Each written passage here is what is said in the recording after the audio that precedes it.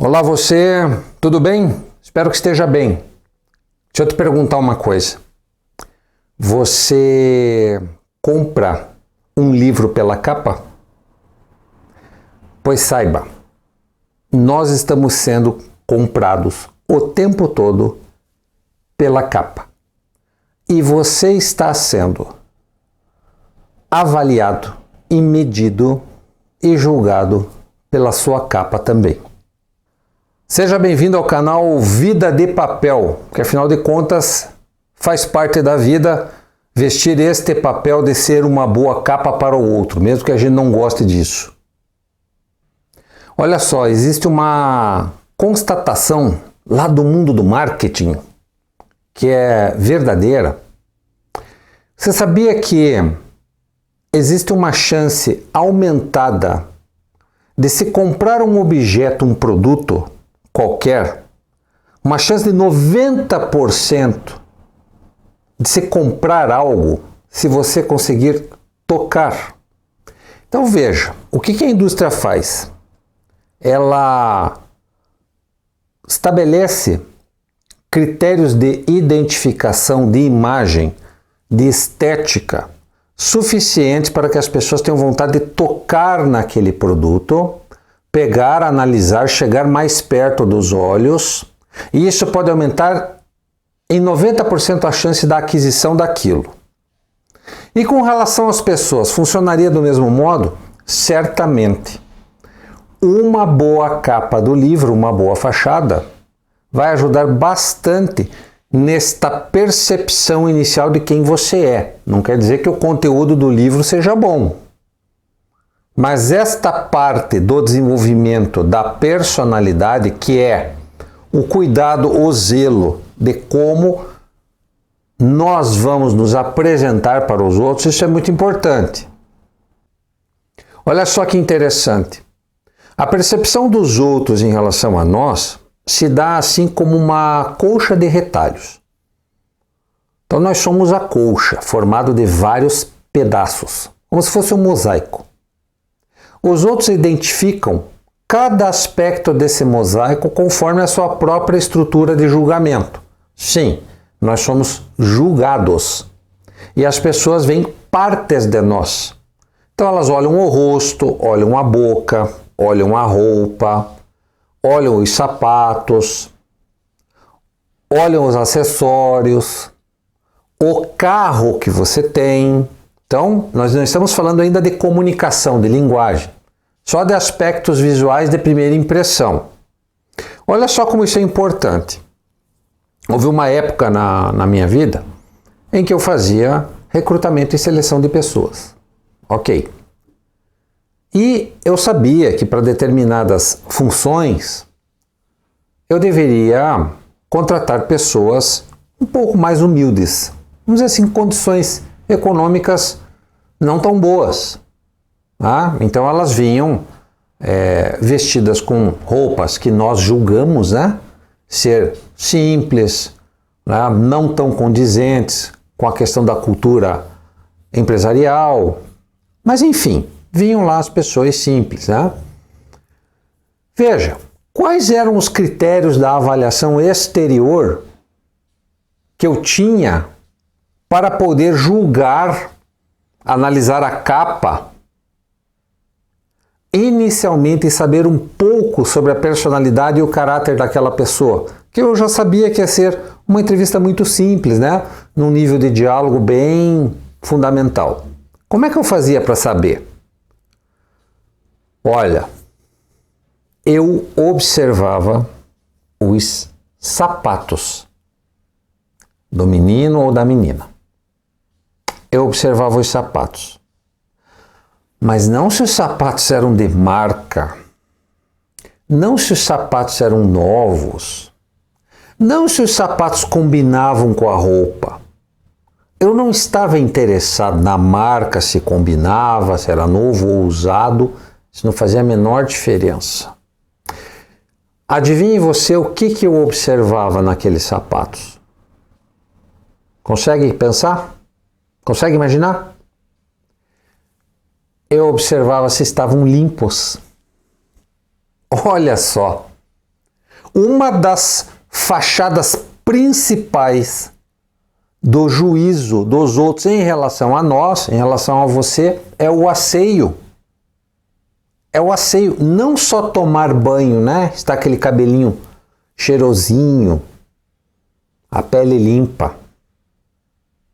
Mas a forma e o respeito como as pessoas se apresentam aos outros. Dito e feito, tinha muito calçado sujo ali, certo? E essas pessoas não eram admitidas. E não tem a desculpa que sujou no meio do caminho. A pessoa que porventura vem andando ou que está sujeita a pisar num terreno que possa sujar o calçado, tem que também ter a consciência, a proatividade, que deve ter um paninho ou buscar uma torneira, buscar alguma coisinha para limpar o seu calçado para não se apresentar com os pés sujos. Calçado sujo é igual a pé sujo. E o solo lá da empresa, o solo da corporação é sagrado. É sagrado. É um chão limpo. Não deve ser sujo, principalmente na intenção de alguém querer entrar lá para trabalhar. Então olha só, mesmo antes de uma palavra ser dita, uma narrativa já está sendo construída. Porque a primeira coisa que nós comunicamos é a nossa fachada. Ora, se você pode ser absolutamente quem você é em qualquer ambiente, você é um indivíduo livre, está exercendo a sua personalidade, né, da forma mais espontânea e individual possível. Mas o que acontece é que nós sempre, constantemente, estamos envolvidos em sistemas subculturais. Então nós temos a roupa do trabalho, a roupa da academia, a roupa para ir para a escola, a roupa para ir para o evento, a roupa para ir fazer compras no supermercado. Mas o primeiro aspecto da percepção dos outros em relação a nós é a aparência, que é asseio, postura e roupas. Isso é importante. Segundo aspecto, atitudes. Atitudes têm a ver com a forma como você pensa, elabora os pensamentos que vão dar vazão ao comportamento. Então, as atitudes são orientações de ordem de aprendizado, de conhecimento, de moral, que estão embutidos na mente, que faz com que o indivíduo se comporte de tal maneira. Perfeito? Então, assim, se a atitude é uma atitude sempre rancorosa, pessimista, se os pensamentos que povoam a mente são pensamentos negativos, você vê visivelmente no comportamento da pessoa um comportamento mais ríspido, com pouca tolerância, né? Porque a moral está baixa.